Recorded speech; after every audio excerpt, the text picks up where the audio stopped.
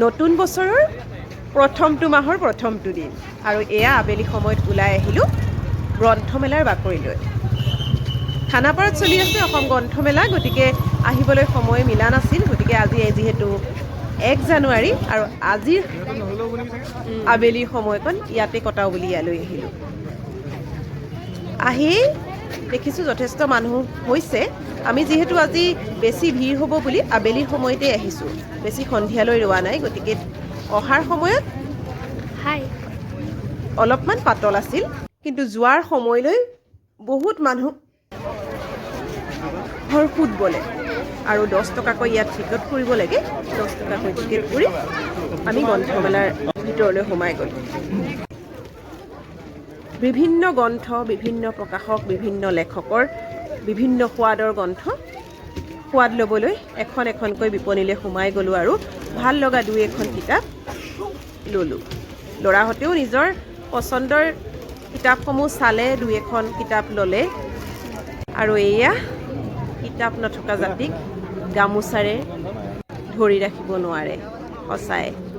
আৰু এই কথাষাৰ যেন চবেই বুজি পাইছে। লাহে লাহে যেতিয়া সন্ধিয়া নামি আহিল, যথেষ্ট মানুহৰ সোঁত বল আৰু উদ্যোক্তাসকলেও বাৰে বাৰে এনাউন্স কৰিবলৈ বাধ্য হ'ল যে নিজৰ সামগ্ৰীৰ ওপৰত চকু দিব, যথেষ্ট ভিৰ হৈছে, নিজৰ ল'ৰা ছোৱালীক হাতেৰে ধৰি লৈ যাব, এই কথাবোৰ ক'বলৈ বাধ্য হৈ গ'ল।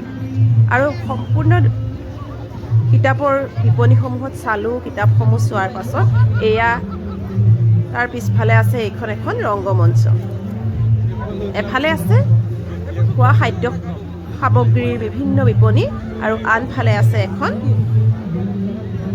সভাগৃহ। এয়া আৰু ইয়াত বিভিন্ন সাংস্কৃতিক কাৰ্যকলাপখিনি হয়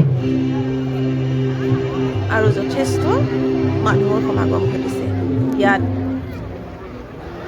লেখিকাসকল, লেখকসকল, বিভিন্ন মেল মিটিং অনুষ্ঠিত হয়, বিভিন্ন সাংস্কৃতিক প্ৰগ্ৰেমসমূহ হয়।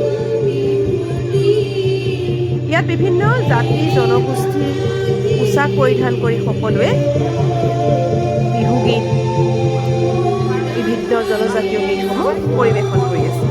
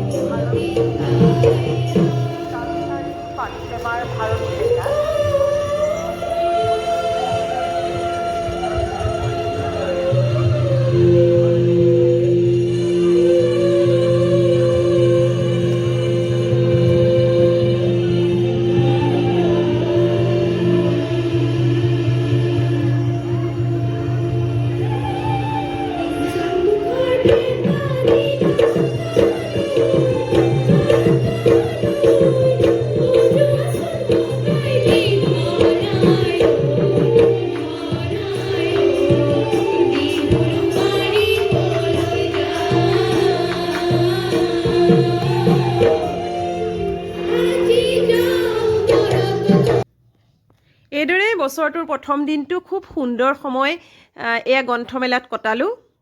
বিভিন্ন গ্ৰন্থৰ সোৱাদ লৈ, বিভিন্ন গীতসমূহ উপভোগ কৰি আজিৰ সময়খিনি সুন্দৰকৈ কটালোঁ।